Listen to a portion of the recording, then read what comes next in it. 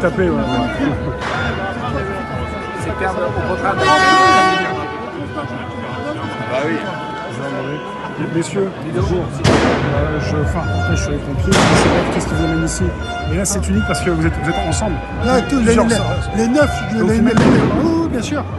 Donc les 9 syndicats officiels des sapeurs-pompiers sont en intersyndical pour revendiquer la même chose. La première des revendications, c'est modifier le mode de financement des SDIS. Aujourd'hui, les sapeurs-pompiers, le mode de financement est totalement obsolète. Les départements sont étranglés, les communes n'ont plus les moyens de nous financer. Donc aujourd'hui, c'est déjà ça, c'est une des premières revendications. C'est les communes qui vous financent. La commune et les départements. Les départements. Et les EPC. Après, parallèlement, c'est surtout sur notre qualité de travail. Aujourd'hui, avec la réforme des retraites, on va emmener les sapeurs-pompiers à des âges inconsidérés en haut des échelles. L'aménagement de fin de carrière, qui n'est pas non plus à la hauteur.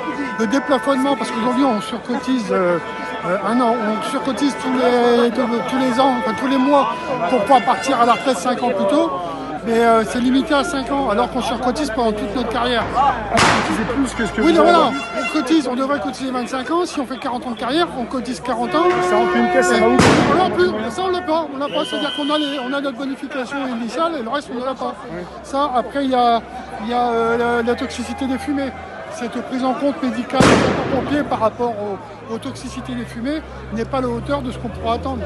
En début de cortège, on a fait faire des tests capillaires à 20 sapeurs-pompiers de manière à faire un relevé toxique des toxiques qui sont restés dans les cheveux pour prouver aussi à nos dirigeants, notamment politiques, qu'aujourd'hui les sapeurs-pompiers ne sont pas considérés comme une catégorie super active alors qu'on est sans arrêt impacté par un métier insalubre.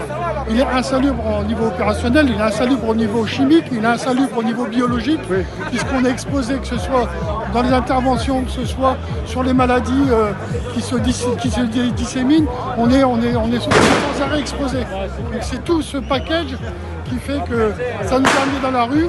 De plus, le Beauvau de la sécurité qui vient d'être mis en place, la feuille de route ne correspond pas à ce qu'on a besoin. Aujourd'hui, on a l'impression que ce Beauvau de la sécurité est plus fait pour les élus que pour les sapeurs-pompiers. Donc on veut se faire entendre, notre délégation est partie au ministère de l'Intérieur, on veut se faire entendre, on veut que ça bouge, on veut que ça bouge rapidement. On n'attendra pas 10 ans pour qu'on rééquilibre les choses. Parce qu'au niveau de la hiérarchie, quand vous faites remonter vos revendications, ça passe pas en fait. Ah si, nous la hiérarchie ça passe, puisqu'aujourd'hui même le syndicat des cadres Avenir Secours est avec nous dans la rue. Ouais. Tous les syndicats sont dans la rue, du colonel au sapeur. Voilà, là tout le monde est dans la rue, tout le monde partage le même constat sur le fait que le compte n'y est plus. Le compte n'y est plus. Aujourd'hui, il y a des départements qui sont en souffrance par rapport au salaire. Il y a, avec l'administration des collectivités territoriales, il y a une différence de traitement selon les départements où on se trouve. Si on est dans un département riche, on est payé plus que si on est dans un département pauvre. Voilà, il y a vraiment des incohérences. Chaque Français doit être égal face au secours, mais il faut aussi que chaque sapeur-pompier soit égal dans son traitement. Oui. Aujourd'hui, c'est pas le cas. Monsieur, votre prénom? Ludovic. Ludovic, vous êtes de quel coin, vous? Moi, je viens de la Somme. La Somme. Parce que c'est pas la première fois que vous êtes dans la rue, mais là, c'est assez... c'est pas la première fois. Par contre, c'est la première fois que tous les syndicats sont là. Parce que là, c'est un gros coup de tête à passer, parce que ça suffit pas de manifester chacun de votre côté. Là, il fallait aussi vous réunir, c'est ça? On a trouvé vraiment des points communs dans nos revendications. Oui. Donc, comme toutes les revendications étaient les mêmes, on a voulu les porter en commun, de manière à montrer à la population et à montrer à nos élus que l'ensemble des sapeurs-pompiers sont main dans la main pour revendiquer la même chose. On n'est pas des enfants gâtés de la République, on est plutôt les couteaux suisses de la République. On nous fait faire tout ce que les autres ne veulent pas faire. Donc aujourd'hui. La question que je pose, c'est peut-être que vous voulez poser, pourquoi on est arrivé là? En fait, il faut en arriver là pour pouvoir se faire entendre, c'est ça? Voilà, tout à fait. Le dialogue social existe, on est souvent en dialogue social, mais aujourd'hui, quand on regarde ce qui se passe, parler, c'est bien. Des actions et des réactions, c'est mieux. Donc, comme les réactions ne sont pas à la hauteur de ce qu'on attend, ben, il faut qu'on montre qu'on est déterminé pour la population. Puisque si un pompier va bien, la population ira bien.